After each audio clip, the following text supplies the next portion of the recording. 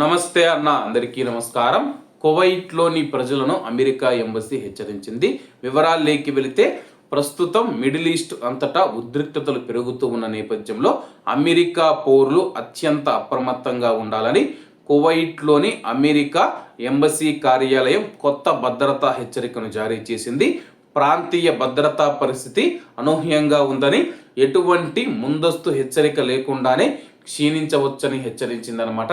ప్రస్తుతం యుద్ధం జరుగుతూ ఉన్న నేపథ్యంలో పరిస్థితులు ఎప్పుడైనా క్షీణించవచ్చు, అలాగే ఎటువంటి భద్రతా హెచ్చరికలు లేకుండా కూడా దాడులు జరగవచ్చని చెప్పేసి, కాబట్టి కువైట్లో ఉన్న అమెరికా పౌరులు కావచ్చు, అలాగే ఇతర దేశాలకు సంబంధించిన మన భారతీయులు ప్రవాసులు అందరూ జాగ్రత్తగా ఉండనన్న కేవలం అమెరికా ఎంబసీ వాళ్ళ యొక్క ప్రజలకు మాత్రమే తెలియజేసింది. అంటే ప్రస్తుతం ఈ యొక్క పరిస్థితులు ఎంతవరకు వెళతాయని చెప్పేసి అమెరికా ఎంబసీ కూడా అంచనా వేయలేక ఉంది.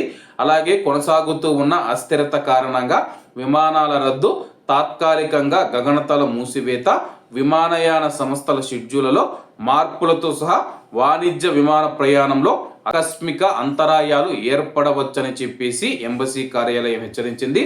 ప్రస్తుతం మిడిల్ ఈస్ట్ ప్రాంతంలో నివసిస్తూ ఉన్న లేదా ప్రయాణిస్తూ ఉన్న అమెరికన్లు పరిణామాలను నిశ్చితంగా గమనించాలని, తమ యొక్క ప్రయాణ ప్రణాళికను సరళంగా ఉంచుకోవాలి, భద్రతా పరిస్థితి మరింత దిగజారితే అక్కడ నుంచి వెళ్ళిపోవడానికి సిద్ధంగా ఉండాలని సూచించింది. అలాగే మిడిల్ ఈస్ట్ బయట ఉన్న అమెరికా పౌరులు కూడా బయటకు వచ్చేందుకు 1-2 సార్లు ఆలోచించుకోవాలని చెప్పి ఎంబసీ తెలిపిందనమాట. ప్రస్తుతం మనం చూసుకుంటే అమెరికా, ఇజ్రాయిల్ ఇరాన్ పైన భారీ దాడులు చేసేందుకు సిద్ధమవుతూ ఉన్నట్లయితే అంతర్జాతీయ మీడియాలలో పలు కథనాలు వచ్చాయి. అలాగే దీనికి ట్రంప్ ఆమోదం తెలిపితే కానీ ఇరాన్లో భారీ దాడులు చేసే అవకాశాలు ఉన్నాయన్నమాట. ఈ యొక్క భారీ దాడులు జరిగితే కానీ యుద్ధ తీవ్రత మరింత పెరుగుతుంది. దాడులు చేసిన తర్వాత ఇరాన్ సైలెంట్ గా ఉండదు.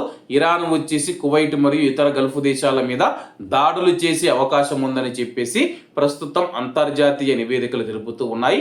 ఈ యొక్క ఉద్రిక్తతలు తగ్గి యుద్ధం ఆగిపోవాలని చెప్పి మనం అందరం ఆశిద్దాం. కాబట్టి అందరూ బాగుండాలి, అందులో మనం ఉండాలి. అందరికీ నమస్తే అన్న, జై హింద్.